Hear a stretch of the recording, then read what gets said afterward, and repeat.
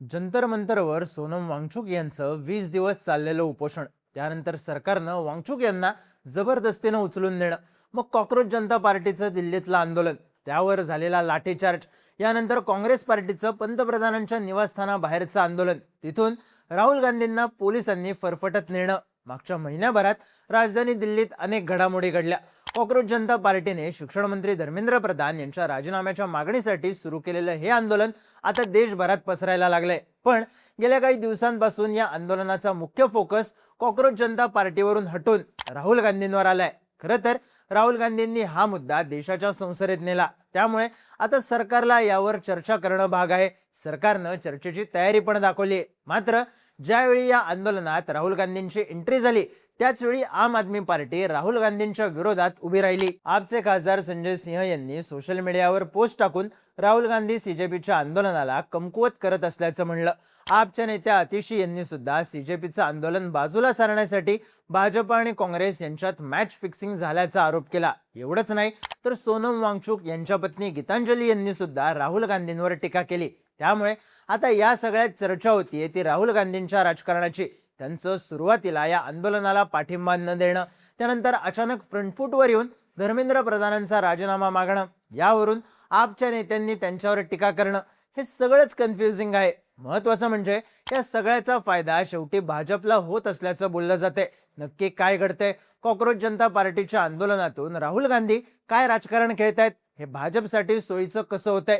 राहुल गांधी खरंच गणतायत का? समजून घेऊया या व्हिडिओमधून. नमस्कार, मी चिन्मय आणि तुम्ही पाहताय बोलभिडू. सगळ्यात आधी आपल्याला हे समजून घ्यावं लागेल की पेपर फुटीच्या मुद्द्यावर काँग्रेस पार्टी सुरुवातीला काय करत होती. तर NSUI ही काँग्रेस पक्षाची युथ विंग. NSUI ने मे महिन्यापासूनच हा मुद्दा उचलून धरला होता.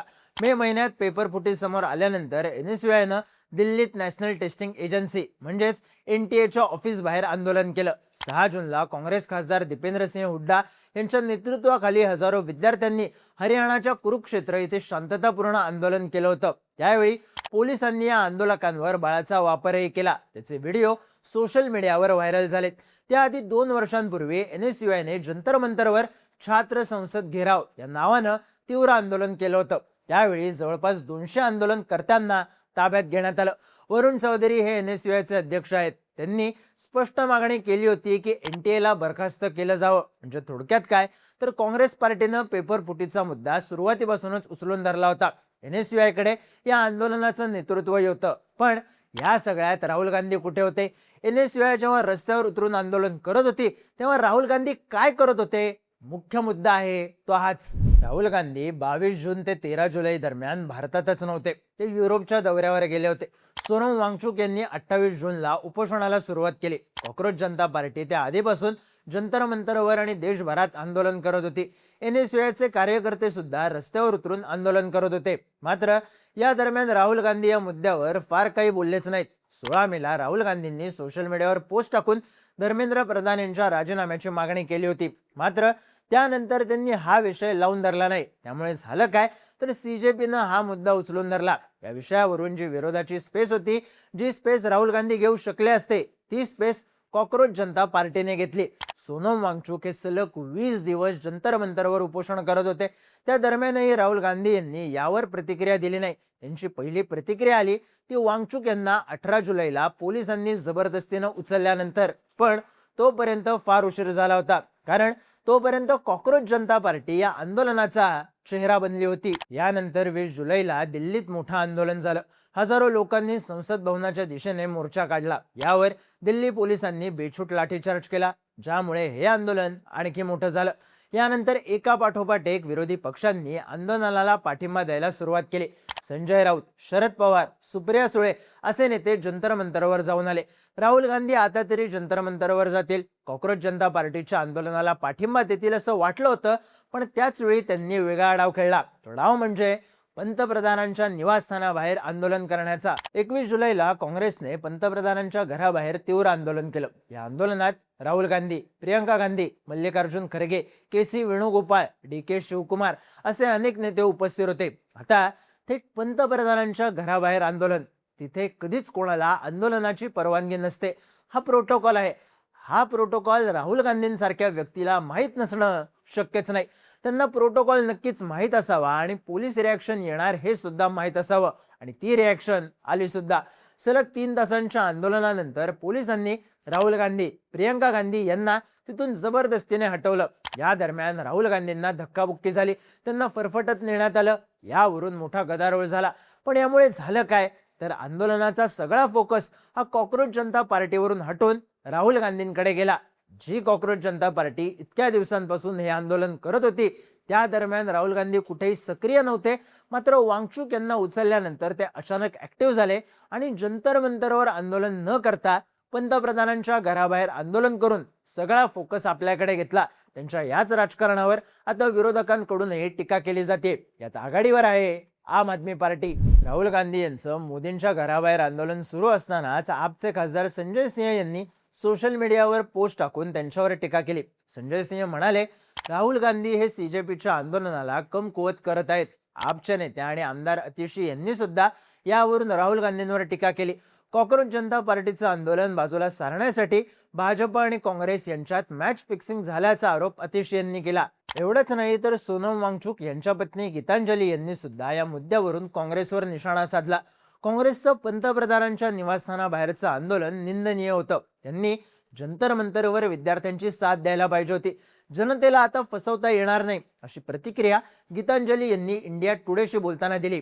थोडक्यात काय, तर आता राहुल गांधींनी कॉक्रोच जनता पार्टीचं आंदोलन हायजॅक केल्याचं म्हणलं जात असून त्यावरून आम आदमी पार्टी आणि सीजेपी राहुल गांधींवर टीका करत आहेत. आता सर्वात महत्वाचा मुद्दा, या आंदोलनाचा फोकस राहुल गांधी आणि काँग्रेस पार्टीकडे आला तर याचा फायदा भाजपला कसा आहे, तर आंदोलनाचा फोकस काँग्रेसकडे आल्यानंतर या मुद्द्यावर संसदेत चर्चा होणं अपेक्षित आहे.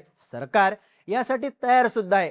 पण राहुल गांधींची मागणी काय आहे, तर धर्मेंद्र प्रधान यांचा राजीनामा. आधी धर्मेंद्र प्रधान यांचा राजीनामा घ्या, त्याशिवाय आम्ही संसदेत चर्चा करणार नाही, अशी भूमिका काँग्रेसने घेतली. या मागणीवरून मागच्या 4 दिवसांपासून संसदेत प्रचंड गदारोळ सुरू आहे.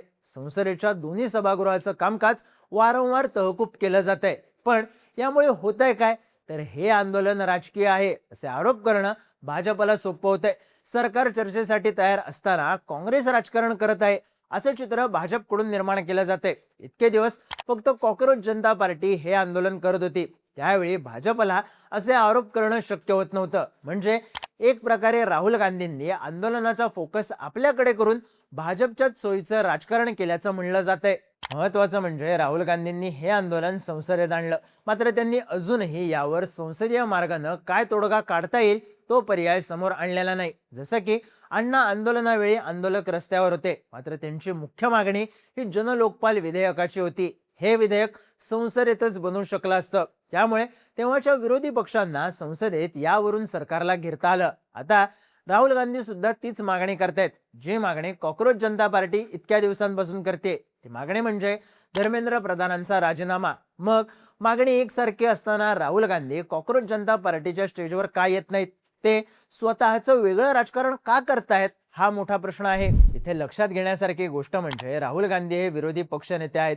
त्यांच्याकडे मोठी संसदीय ताकद आहे. ती ताकद कॉक्रोच जनता पार्टीकडे नाही. त्यामुळे कॉक्रोच जनता पार्टीने जंतर मंतरवर धर्मेंद्र प्रधानांच्या राजीनाम्याचा मुद्दा लावून धरावा आणि राहुल गांधींनी संसदेत या विषयावर एखादा कायदा किंवा विधेयक बनवण्याची मागणी सरकारकडे करायला हवी. त्यानंतरच सरकारवर खरा दबाव तयार होईल असं आता बोललं जातंय. पण राहुल गांधी हे करत नाहीयेत. ते त्यांच्या संसदीय ताकदीचा वापर कॉक्रोच जनता पार्टीची मागणी मांडण्यासाठीच करत आहेत. याचा सरकारवर फारसा परिणाम होणार नाही. म्हणजे एक प्रकारे कॉक्रोच जनता पार्टीचाच मुद्दा आपल्याकडे घेऊन राहुल गांधी सगळ्या आंदोलनाला कमकुवत करत असल्याचं म्हणलं जातंय. राहुल गांधी घंटा आहेत त्या अशा प्रकारे. एकूणच काय, धर्मेंद्र प्रधान यांच्या राजीनाम्याच्या मागणीवरून सुरू झालेलं कॉक्रोच जनता पार्टीचं आंदोलन फार मोठं झाले. ते देशभरात पसरतंय. मात्र राहुल गांधी त्या माध्यमातून जे राजकारण करतायत त्यावरून त्यांच्यावर टीका व्हायला लागली. काँग्रेस थेटपणे कॉक्रोच जनता पार्टीला समर्थन न देता स्वतःचं वेगळं आंदोलन करत आहे. त्यामुळे काँग्रेसला सीजेपीचं आंदोलन कमकुवत करायचं आहे का, असे प्रश्न आता विचारले जात आहेत.